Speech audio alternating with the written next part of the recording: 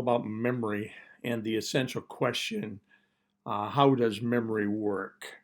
Pretty simply, essential question. Let's start with the three kinds of memory that exist. We have episodic memory. Episodic, like an episode, it's a memory of a specific event. My picture shows the memory of JFK's assassination, which is something I will never forget. Um, and specifically, it's a flashbulb memory. Every detail of an event is important, and every detail of some important event is etched in your mind. And I'll tell you my little story here, which I will never forget, is when I was in first grade, had a young female first grade teacher, and I'll never forget the day, 1963, November 21st, when JFK was assassinated. And the reason I'll never forget it is because we were, in our first grade classroom, and all of a sudden they made some sort of announcement, and the teachers kind of all gathered in the hall. And when my teacher came back in, she was crying. And when you're in first grade, you remember something like that. My teacher was crying, and we found out because they made an announcement a little bit later that President Kennedy had been shot and killed. And when a first grade teacher starts crying in the classroom, all the kids start crying too. And I remember that the entire class started crying, even though we really didn't understand the full story of it. But I'll always remember that because I was in class. We had just gotten in from recess. It was around 1 o'clock in the afternoon, and all of a sudden our day was kind of changed. So an example would be JFK. 9/11 is another one. Many people have a 9/11 story. I've got a 9/11 story for you too, but I won't share that at this time. We'll get on with the lecture. The second type of memory is the semantic memory. Semantic memory is general knowledge. So this would be something like the periodic table. Episodic and semantic memory are both examples of explicit memory, explicit meaning details. You have clear, explained, specific information, like memorizing the periodic table and the atomic weight of all of the elements. Then there's implicit memory. Implicit memory is the opposite of explicit. In other words, it is implied, it is not clearly stated. These are skills that you learn, procedures you learn. For example, how to play the guitar, how to ride a bike, how to put a motor together, or something like that. So it is not, it's something that you learn step by step, and then it just becomes part of your memory, but it is not something that you have a flash bulb about where this thing is very vivid and very real. It's just something that is a skill that you learn and you do it over and over again, so it becomes muscle memory. There are three processes of memory. Remember, your brain is like a computer. I'll always compare it to the computer. And encoding is the translating of information into a form in which it can be stored. And there are three types. So remember, we have neurons firing. We have these neurons telling our brain, the network goes up wherever, whatever happens to the body, the network goes up to the brain. And then it encodes it into a form in which the brain can now use it. It can tell, the body what to do and how to react. And the encoding is very important because if things don't get encoded well in the brain, you forget, and it's the memory. Nothing is ever lost. It's in the brain, but the memory probably is not going to be brought back. So here are three ways that it's really encoded and stored: visual cues, visual codes, mental pictures. So you have these pictures that are stored in your brain, and a picture can be a great way to help you remember an event. This is why pictures are so important, because they bring back the memory of some event. Acoustic codes are sequences of sounds. We say them and then we repeat them. For example, do, re, mi, fa, sol, la, ti, do, the singing alphabet, so to speak. And you learn a pitch, you learn a sound, you learn how to put them together. In other words, acoustic codes would be songs, for example, or poems. And then there are semantic codes. These make sense of the letters. For example, we figure out the meaning of something with an acronym like MAD, and you guys probably know this one, Mothers Against Drunk Drivers, or AA, Alcoholics Anonymous, AAA, American Automobile Association, things like that.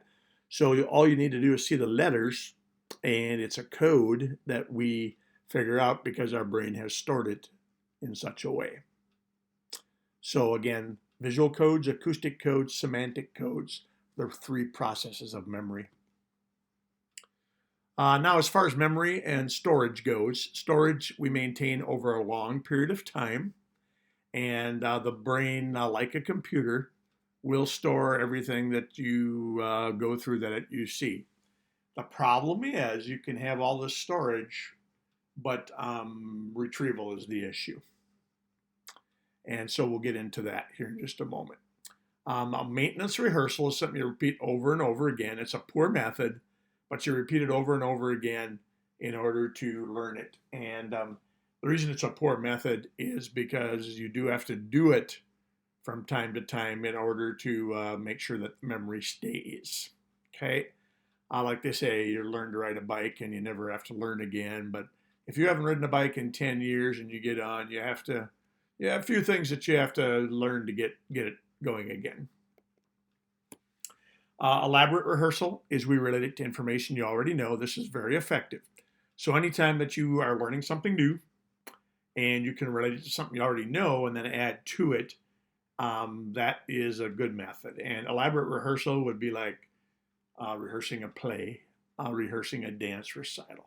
You've learned the skills, you've learned a dance, you've learned your lines, but now you put it together to make something whole. So this is kind of like Gestalt therapy, Gestalt psychology. You're going to put the pieces together to make a whole. And then there's organizational systems. Your brain organizes information into files. We then have files within files, just like you do on your computer. You make a file for homework, you make a file for tests, you make a file for notes or whatever on your computer. At least see, as a teacher, that's what I have. I have folders all over with these files. And your brain does it the same way. Okay, brain organizes. This is baseball. This is football. This is psychology. This is math. This is whatever. And then you also put files within files. Now, like what we do on a computer or even with our filing system at home with a filing cabinet, we tend to make filing errors. We make mistakes. We file something in the wrong place. Your brain does the same thing. Okay? Your brain will put something into a file that it doesn't belong, and then that's why we can't find it. So we file information incorrectly at times. Okay? And when we file incorrectly, we forget. Like I said before, retrieval is going to be the issue. Everything is stored in the brain like it is on the computer. And so locating stored info and returning it to conscious thought is a problem. Okay? We have to go back. What file did I put that in? Subconsciously, we think of where did I learn that? Where did I see that? I don't know about you guys, but I hate this. There'll be something come out and I'll say, I know that answer. I've seen that. I've done it before, but I can't remember where and how. So again, similar to computer retrieving a file, one of the things that I have done just recently is I found I did not do a great job of labeling my files, of putting a title on them. So I'm going back and, especially now with all the online learning we've done, I am relabeling them so I can find them easier. Context-dependent memory is a certain setting or a place helps us remember. So this is why, especially with crimes and other things, taking people to the place, taking you somewhere where something happened helps you to put things back together. Okay? They really especially do this with people who have lost their memory due to an injury or a car accident or whatever. Many veterans now, especially like Vietnam is one of the big ones right now. They are trying to open up and they want tourists, so they want Americans to come back and see where they served in Vietnam, where a battle took place, even where they might have been a prisoner of war or something like that. And it is very evocative, and many veterans have gone back to Vietnam to find that out. And for some of them, they break down. I just saw a special on ESPN about Rocky Bleier of Pittsburgh Steelers. He was in Vietnam, and he was a grunt, meaning he was on the ground shooting at people. And he went back to a place where many of his squad was killed, and he broke down actually on the camera on set. We have state-dependent memory. State-dependent memory is the same as emotional state. It helps us remember, for example, if you're happy, you remember happy memories. Sad, you remember sad memories. Drugs and hypnosis can bring us to those states. So then, again, this is one of the things that happens is a psychologist might use a drug to try to get you into some sort of state, or they might use hypnosis to try to bring back memories that are in our subconscious. Tip of the tongue phenomena, you know it, but you can't verbalize it. Very frustrating. Oh, I hate that, and that happens to me all the time as I get older. As you get older, your brain is not as good as it used to be at retrieving things, and so I have the tip of the tongue phenomena all the time. I know it, but I can't think of it, especially with people. And with me, I've had so many thousands of students over the years now that I can't remember a lot of times. Somebody will say, "Hey, do you remember me from Fifth Hour American History or whatever?" And I usually remember the face, but I can't remember the name all the time. There are 3 stages of memory. Sensory memory. We use all of our senses. This is immediate initial recording of info that enters our senses. So hot, cold, sound, touch, whatever those might be. This is the initial thing we remember about something. Then part of that is iconic memory. It's a picture, it's a snapshot, it's a fraction of a second. So we get that picture in our mind, and many times one of the senses can bring it back. Then there's eidetic memory. It's like a picture. Over time, it will eventually fade. Okay. Eidetic is we will remember some event, and it's like a picture in the sunlight. Eventually, it's going to fade, and we don't remember all the details. Now, the difference is iconic is just a quick snapshot. We remember that picture. Eidetic is something that probably is a little bit more in depth. And then echoic memory. This is mental traces of sounds. These are easy to remember. It may last several seconds.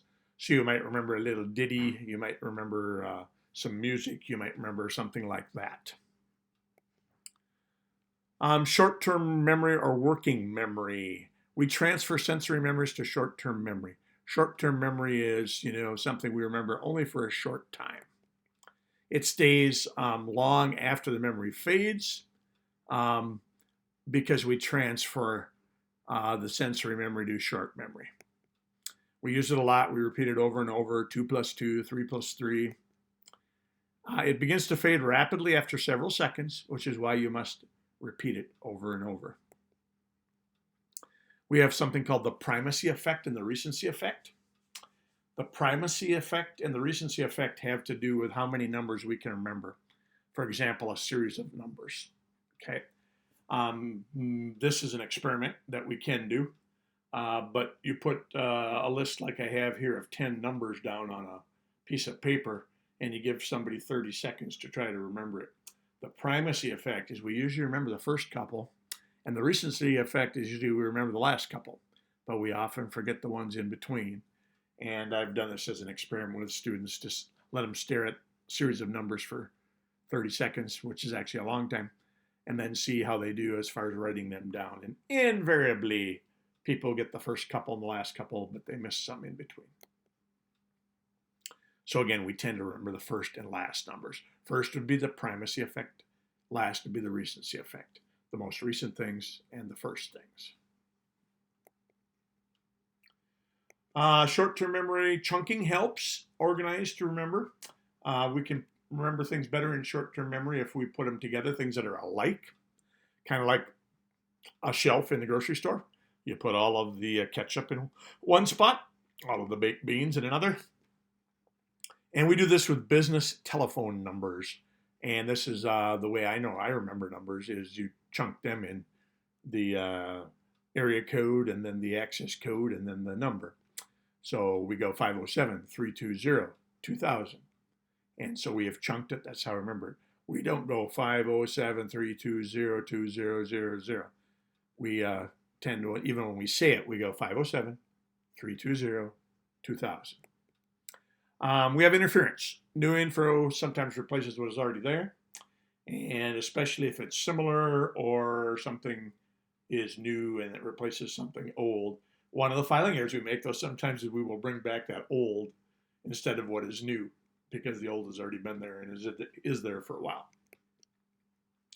But it is like a shelf. It can only hold so much. Now, I've already said the brain, like a computer, will remember everything. But like a shelf, it can only hold so much that you can access. So stuff gets pushed to the back. It might fall behind the shelf. It's there, but you can't get it out. Long-term memory is the final stage. Steps need to be taken to store it, maintain it, and have elaborate rehearsal. So, for example, you need to go over it again and again. You need to practice. That's what we do in sports. But for schooling, we practice, we maintain, we rehearse, and this is how we remember things that are vital over a long period of time. The capacity of memory, we have a vast number of videos and films of our lifetime of experiences. We have them all the way back from when you were just a baby, not really a baby, but the first couple years. And all senses are included. And that's why senses can bring back something, a touch. Something hot, cold, something you hear, something you see. They can be good memories, they can be bad memories. There is always room for more. Okay, again, our brain is unlimited. We don't even know the capacity of the brain. Scientists do not know the limits, which is really cool and interesting, but it's also a little bit scary. And we do not store all things permanently. Some things eventually get replaced. Okay. And especially things that happen just briefly, they get replaced.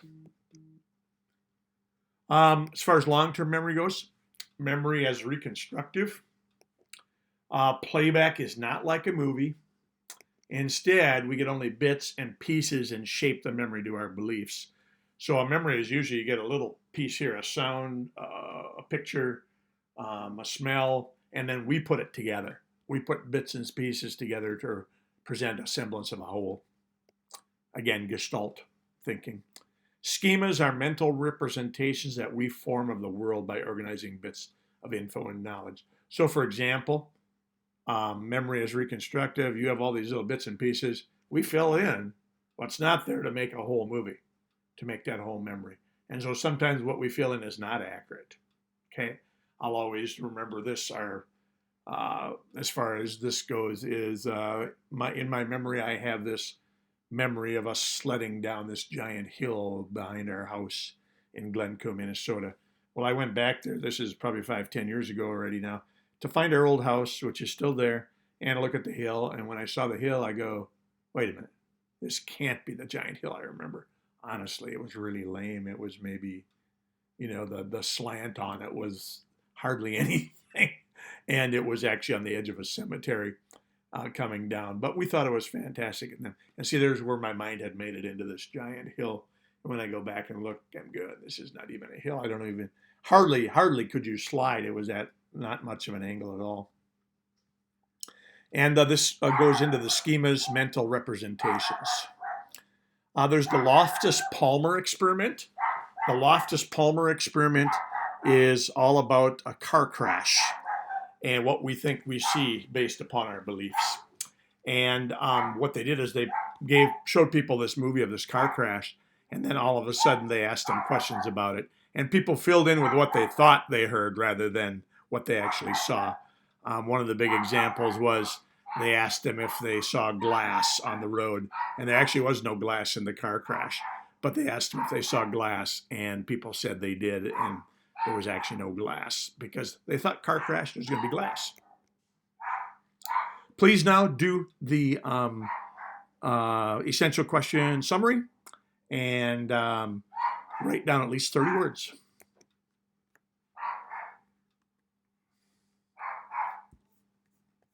Mitzi, you are a pain in the butt.